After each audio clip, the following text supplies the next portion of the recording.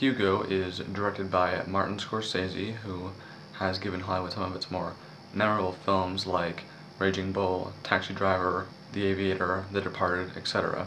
This is his first 3D family movie, and I have to say, not bad at all. Scorsese is, without a doubt, one of the best visual directors of our time, and I'd like to think that I love movies as much, if not more than him, though that may be pushing it.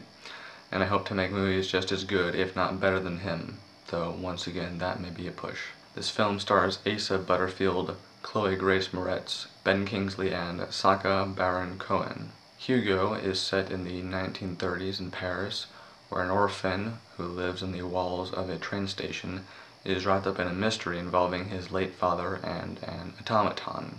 There's plenty more, but I don't want to give anything away. I didn't really know what to expect going into this film, given how it's a Scorsese film. My expectations were pretty high. He's known to impress audiences for his work, though some of his films I haven't cared for.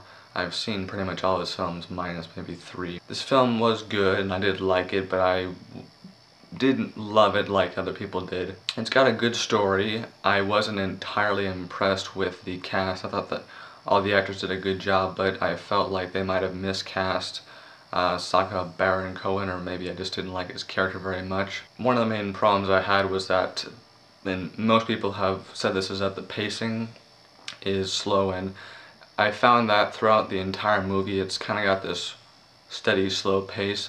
It never really picked up for me and, really got rolling. There are parts which I thought could have been cut out and, made the film less than 2 hours, but for what this is, it's fine.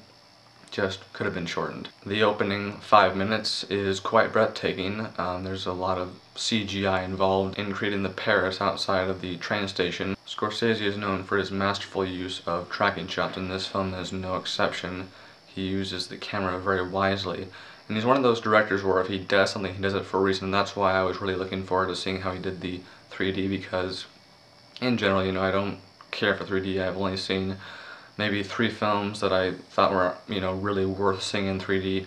And this film is actually one of those 2, so now I guess a 4th one. Like I said, Scorsese is one of those directors where if he does something, he does it for a reason. He doesn't do it just to make money. He does it for an artistic reason to tell a story, and the 3D in this movie really does work.